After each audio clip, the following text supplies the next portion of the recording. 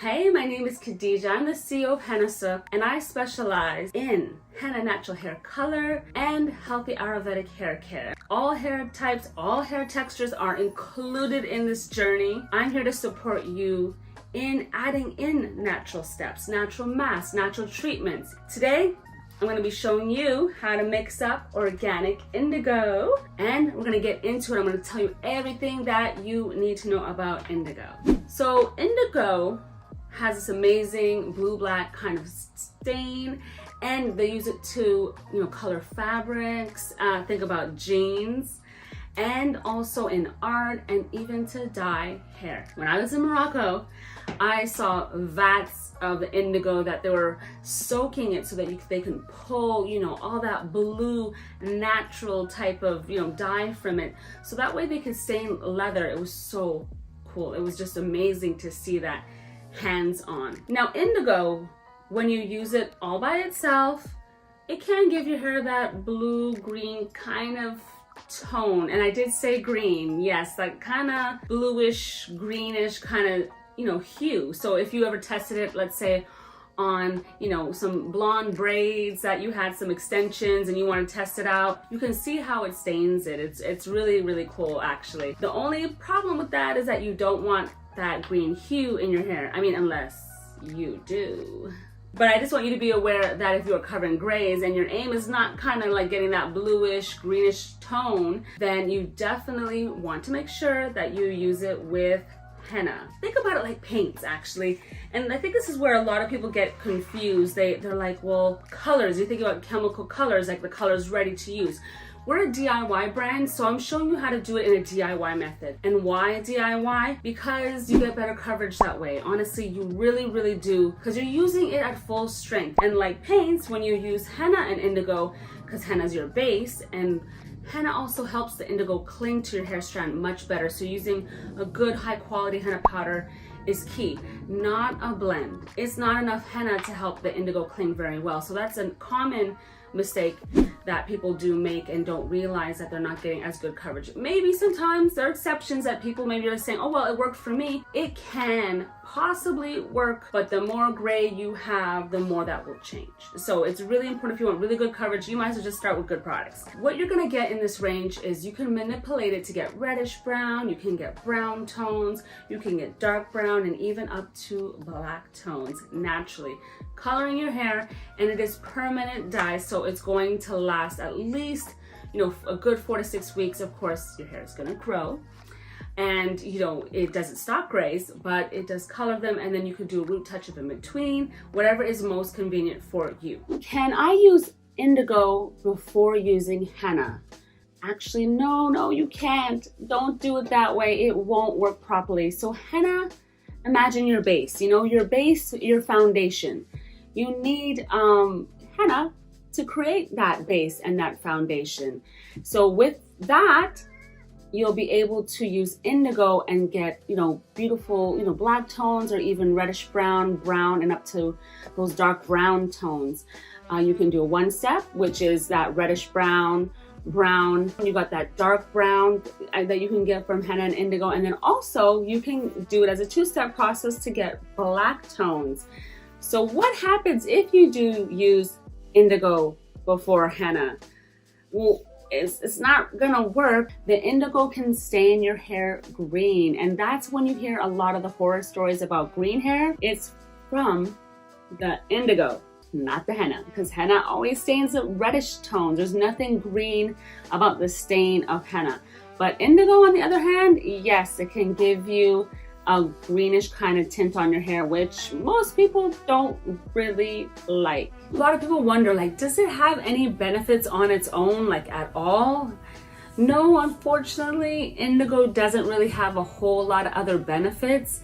Its purpose is to dye, and that's what its main purpose is. It definitely dyes the hair, but it doesn't really give any oomph to the hair. That's its job, and it does its job, and boom, then you've got great color, and coverage for sure. In order for indigo to cling to your hair strands, you definitely have to have henna in your mix, because henna acts as the base, and that foundation of henna color allows the indigo to cling to the hair strand and bond better and make it longer lasting. So when you're using your henna and choosing the one for your coverage, make sure it is a pure body art quality henna powder that we carry here at Henna Sooq.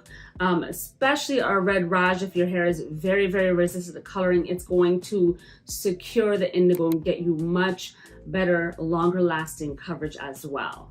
Some advice I want to share with you when you are coloring gray hair and you're just having, a struggle with it, make sure that you're clarifying your hair beforehand. Use our soap nut hair wash. Our soap nut hair wash, it is infused with soap nuts and peppermint, and soap nut acts as a natural clarifier. It's perfect for your hair to open everything up, and the peppermint as well, because it's just so opening. It just makes the hair receive the color so much better, especially those tough, stubborn grays. So I highly recommend that you clarify beforehand. So let's mix up some of your henna powder.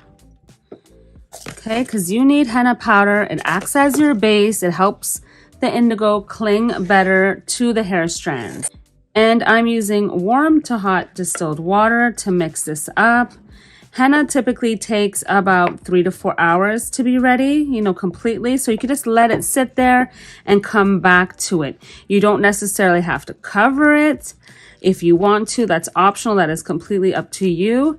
But just add in your liquid slowly at a time until you get it to the consistency of kind of like a thick, full-fat yogurt or mashed potatoes, and let that sit there and get dye release. And now we're going to mix up our indigo powder.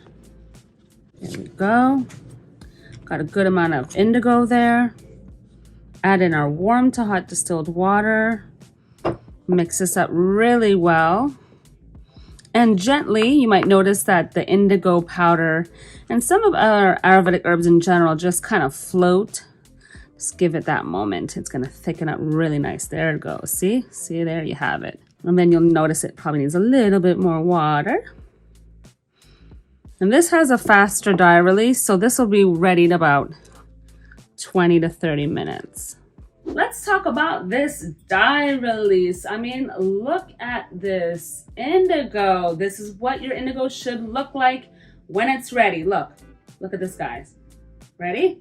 Pull back. Boom. You see that light color? This is indigo that has achieved dye release. And really, it's only 20 to 30 minutes. So we know that's ready. Now let's check out our henna. Oh, yes. How do I know? I know just by seeing all these pretty little pools. Look at all this little pooling of orangey goodness. You see all that? Look at that. If you have very resistant grays and you do want specifically a dark tone, you want like a chocolate brown, you want even like a black or a soft black, you're kind of going in that direction, even let's say possibly a brown. This would be definitely a brown recipe. You're going to be using equal parts of henna. Pour that into my big bowl because I need a bigger bowl to do all this mixing. All right, and then I'm going to add my indigo. And remember, optionally, you can add in some aloe vera powder. And then from here, we just mix it all together. You could even add the aloe vera powder at this point if you would like to. You could definitely do so. And you only need a small amount. For this amount, I would probably only add in about, one teaspoon should be plenty. It goes a really long way. So this is your brown recipe. So your hair should be freshly washed, ideally with, remember, use that soap nut hair wash, guys. And then you're gonna apply this all over and leave it in your hair for 3 to 4 hours. If you have a steam, like a steamer or a heat cap, you can cut that time in half. You can wash it out with our cleansing co-wash. And then from there, this is the trick. You may have a really nice brown tone. And if you are happy, that's great. Honestly, a lot of people who are doing this for the first time probably don't get that on their grays right away the first time. So what do? Well, ladies and gentlemen, we are going to be, after that recipe has washed out and your hair is still damp, you're going to be mixing up some more indigo because we have none left. So we have to mix some more up and enough to do your hair again. So you're going to be definitely coloring your hair again with just indigo. And what I want you to do is leave that indigo in for just an hour or two, just to get that brown, dark brown tone. If you want it to be black, you can leave it on for 3 to 4 hours. That's fine. That's the trick. Indigo didn't work for my hair. Now what? Yes, that can definitely be really annoying. Yes, I get it. I definitely get it. When the indigo doesn't work, because it is probably the pickiest herb of all the Ayurvedic herbs, it has just that fighting of like against you sometimes, where it's like, stubborn grays, ha, I'm not gonna stick to those. I'm just gonna go ahead and just be free. So this is what I recommend. First off, what henna are you using? Sometimes people only purchase our indigo and they don't purchase the henna from us. You know, maybe you have some henna from somewhere else, you know, was a little bit less costly to you, you know, and at the time maybe someone gave it to you. Or sometimes that henna, maybe it just has something that you were trying to do for healthier hair, and unfortunately it has maybe other ingredients in it.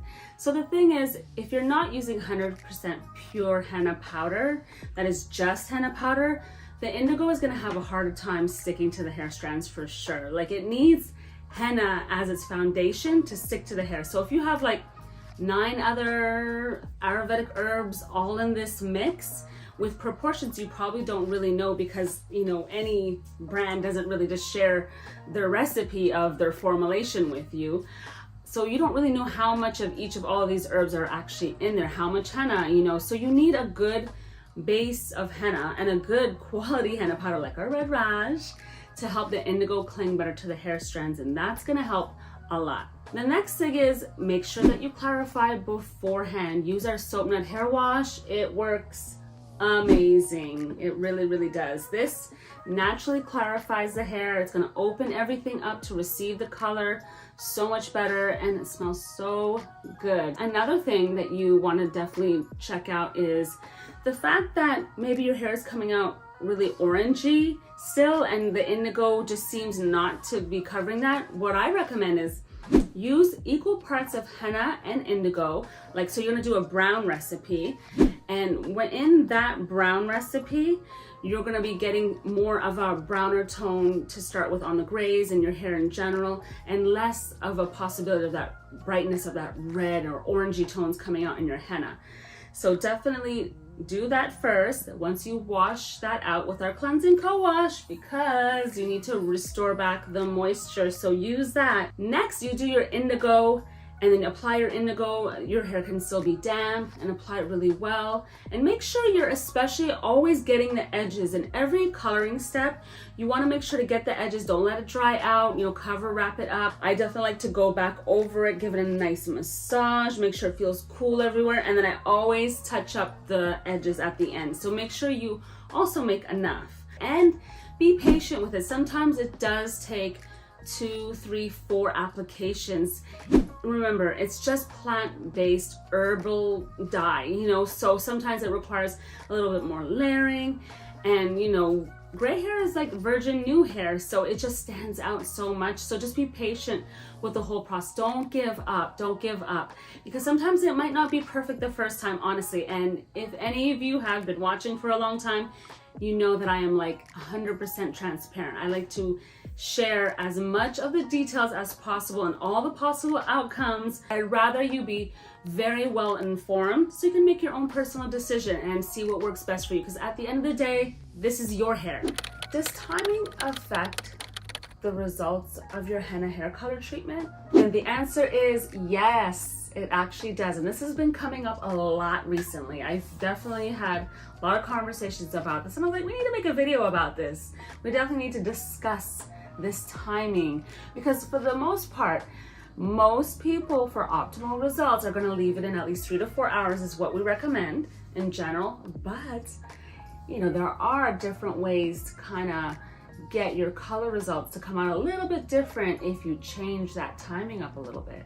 For sure, the longer that the henna hair color is left in your hair, the better the color outcome, the more long lasting it'll definitely be, and then just the overall results of that color and that depth of color that you'll see is going to be amazing. So for example, if you had really light hair or grays and you wanted those grays or that light tone of your hair to naturally come out more of a strawberry blonde, rather than leaving it in for about like 3 to 4 hours, whereas you usually get like a really nice copper tone, by leaving it on a shorter period of time, you're going to get a nice strawberry tone. And that probably only needs about like an hour or 2 maximum. Usually a strawberry tone is usually going to be about 3 parts cassia to 1 part henna. But again, just that shorter period of time gets you that strawberry blonde and probably make you happier in a way because you'll be spending less time coloring your hair. Now, for a nice deep brown, especially on light hair tones, you're gonna see this in grays. Stubborn grays might be the exception, but just leaving in your henna for like 30 minutes, rinsing that out with our cleansing co-wash, and then coming back over it with indigo and leaving that on for 45 minutes, that can get you a nice, rich, deep brown and save you a lot of time. Now, if you want to achieve a super rich black tone, definitely going to be leaving on your henna as your first step for about 3 to 4 hours in your hair, and then you're going to follow up with your indigo, and again, that's going to be about 3 to 4 hours in your hair as well, and that will give you a gorgeous, super black tone. Now, if you wanted your black tone in your hair to be a little softer, I've definitely had some of you ask about like not wanting it to be too black and you're worried about it being very dark. What you can do for a soft black tone is leave your henna in for about an hour. Then you rinse that out, wash it out. Don't forget to use the cleansing co-wash because you want to add back moisture at the same time, because henna and Ayurvedic hair care, coloring, all those masks and treatments can be a little drying. And then once you've done that henna treatment and rinse it out, then you're gonna do your indigo as a follow-up and leave that in for just an hour. And that'll give you a nice soft black tone. And that is saving you a lot of time as well. And of course, you can also play along with all the recipes and combinations that you're making and doing. If you want, like say, a chestnut brown tone, you can leave your henna on for about 2 hours and then rinse that out, cleansing co-wash, and then follow up with the indigo and leave that on for only about an hour, and that'll give you that beautiful chestnut brown. And again, I will see you soon because I know you subscribed and hit that bell, so I'm gonna see you every Sunday and Thursday with brand new videos. See you soon. Bye.